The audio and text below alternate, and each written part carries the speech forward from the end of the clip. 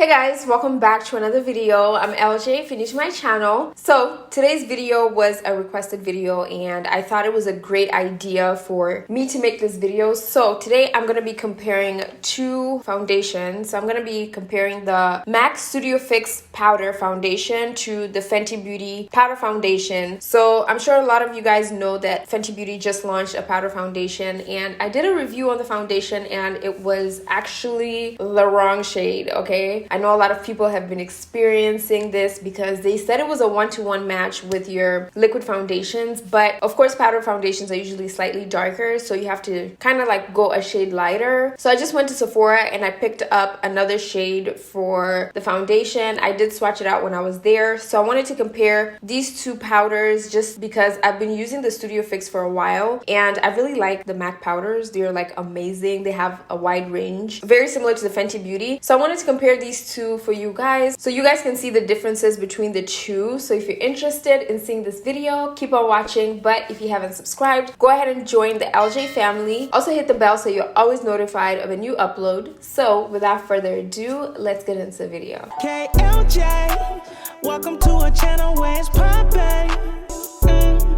Welcome to a YouTube. Alright, so I've already prepped my skin. I've already primed and concealed, so I'm ready to just jump onto the primer. But first I wanted to go over the key claims and benefits of each foundation so you guys can see how they're very similar and how they're different. So for the MAC Studio Fix powder, this powder is a long wearing powder. It lasts up to 12 hours and it says that it immediately reduces the appearance of pores. It controls oil and shine for up to 8 hours. It's for all skin types, but it's especially made for oily skin. No streaking, no caking, no settling, sweat proof, humidity resistant, and photo friendly. So very, very similar to the Fenty Beauty powder. So the Fenty Beauty powder claims to be light as air powder foundation that gives you light to full coverage with a soft matte finish. And it says it delivers a non-cakey blurred finish with no flashback. So very similar to the MAC powder. It's layered without settling into fine lines, clogging the pores. It's also sweat and humidity and crease resistant. So these two powders are both non-drying, we can say that, non-streaking, non-caking, non-settling into pores, controls oil and shine, of course, because they're both matte formulas. Fenty Beauty doesn't really claim how long the foundation lasts. The MAC powder says it lasts up to 12 hours. Now, I'm not gonna have this powder on for 12 hours. I was thinking about doing it, but I was like, that means I have to come back here at 6 o'clock in the morning and show you guys what my face looked like, which is going to be me sleeping with the makeup. So I'm not gonna do a wear test. I wish I did actually, but so they're very, very similar. But I'm gonna use the Studio Fix on one half of my face and then use the Fenty Beauty on this side of my face to compare these two powders. We're gonna test coverage, we're gonna test flashback, clogging into pores, etc., etc. I'm most importantly focusing on coverage just because I feel like the Studio Fix by MAC is high. It gives me like a lot of coverage, but I feel like the Fenty is a little bit more. Yeah, that is it for the specs of this foundation. So I'm gonna jump right into applying both of these foundations. All right, so I'm gonna start off with the MAC Studio Fix powder. So I'm gonna apply both of them with a beauty blender because I wanna compare both of them with the same applicator. So with the MAC Studio Fix powder, I'm in the shade NW45. I've never really used this as like a powder foundation only. I put it on top of my foundation. So I'm just gonna use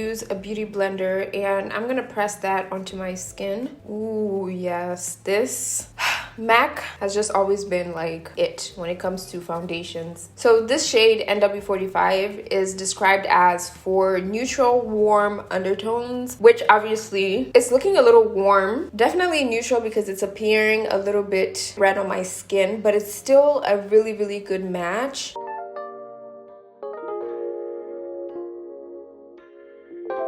So this is what NW45 looks like. I think this one is pretty darn good. In the Fenty foundation, I have the shade 385. The reason why I got this is because I swatched it out in Sephora and all the shades didn't work for me. My regular shade in the Fenty foundation is usually 440. So I tried 430, 420, and then I kept on going down and neither of them were working on my skin. So the shade 385 actually ended up working better. I know 385 kind of seems very light. I haven't applied it all over my face, but I did swatch it out like around this area, and I'm really hoping this shade works because this one is looking really good. I do know the shade's oxidized, so I'm not really too afraid of this shade. So just picking up a little bit of that foundation, I'm gonna go ahead and apply the Fenty one.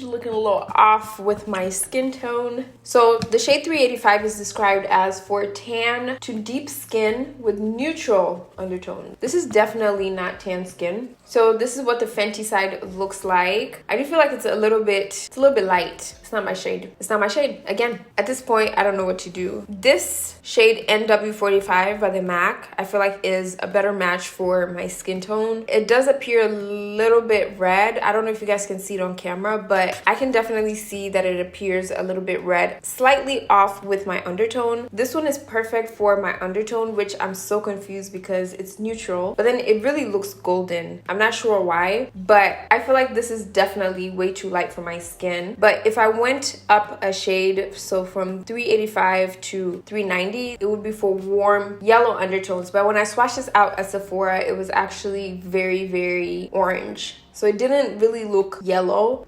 This one looks more yellow than neutral, and the 390 looked more neutral than yellow. So I don't know, but so far I'm really liking the MAC Cosmetics. As far as like the coverage, I would definitely say the MAC Cosmetics has a little bit more coverage than the Fenty one, which is surprising because when I used the Fenty one, I was like, ooh, look at that coverage. So this one by Fenty Beauty is definitely a light coverage, but I definitely know you can build it up to a full coverage. But the MAC Cosmetics one is like initially a medium coverage. Like it doesn't start from light coverage to full coverage. It definitely gives me like more of like a medium to full coverage than the Fenty one. Neither one of these are like settling into my pores, honestly. I do have a little bit more pores showing around this area with the Fenty one. I'm gonna move in closer so you guys can see. The Fenty one, I can see my pores a little bit more. Here with the MAC one, my pores show a little bit, but not as much. It's not as much as this side right here. I'm not sure it's because of the coverage, but I definitely can say this one covers up my pores more than the Fenty one. They're both non-cakey, I would definitely say. It doesn't look like it's caking up my skin or anything, and I would definitely say the Fenty one is more buildable than the MAC Cosmetics one. So if you're somebody who likes light coverage powders, the Fenty one would definitely be a good one. But if you're somebody who likes like more full coverage looks with a powder foundation, I would definitely say the MAC Cosmetics one is giving me more coverage than the Fenty one. So what I'm gonna do is I'm gonna go ahead and complete my whole face, and then I'll come back with the final look. I'll test the flashback for you guys, so I'll take a picture without flash and then with flash so you guys can see if any of them give me a flashback. But yeah, I'm gonna go ahead and finish off the rest of my face, and I'll be back with the final look. All right, so this is it for this makeup look. This is what my skin looks like. So I'm honestly gonna say between these two foundations, I like the MAC just a little bit better. I feel like they're both very, very similar. Like the formulation seems like it's very similar. The only thing I would say about this Fenty foundation is that I can kind of see like some pores right here. It doesn't really like smoothen it out. Like I can see my closed pores. But with the MAC Cosmetics, it's there, but it's not as much. I like the formula better with the MAC Cosmetics, but with the Fenty Beauty one, I love how natural it is. So it's definitely something that I would gravitate towards with powder foundations, just because I don't like cakey foundations. And I do feel like these are very ideal for dry skin, especially during the winter time. I feel like if you hydrate your skin and you use it, your skin should be fine as long as it's not too dry. And I applied the foundation mainly right here, which is the area of my skin that is the driest. So I feel like both these foundations work ideally for dry skin. I don't feel like they're only for oily skin. Maybe they might work even better on oily skin. The only thing I noticed about the MAC Cosmetics foundation is that it forms more laugh lines than the Fenty one. The Fenty one, I can kind of see like a laugh line forming right here, but not at the bottom. And for the MAC, I can see like a long laugh line right there. And I feel like it's gonna move. So it's definitely not a foundation that I feel like lasts 12 hours because it's already starting to move on me. The Fenty one seems to stay put which is good. As far as the shade, I definitely like the MAC Cosmetics one better. However, I do feel like it's a little bit neutral, so it's not like my perfect match, but I like this shade better than this Fenty one. This Fenty one is like my undertone, but the shade is too light. This one was the only one that matched my undertone better, which is weird because it's a neutral undertone. Let me know in the comment section if you guys have tried the Fenty foundation and if you've found like your perfect match with the powder foundation, because right now it's seeming like I'm having a really difficult time finding like the perfect match. I might not even have a perfect match with the powder foundation. Yeah, so far I'd honestly say both of these foundations are worth it. I also tested out the foundations if they had any flash, and none of the foundations actually had a flashback, which is good because a lot of times with powder you want to make sure that when you're going to take a picture with the flash, it's not like leaving that white cast. So neither of the foundations have a flashback, so that's good. Yeah, that is it for this video. KLJ, welcome to a channel where it's poppin'. Welcome to a YouTube.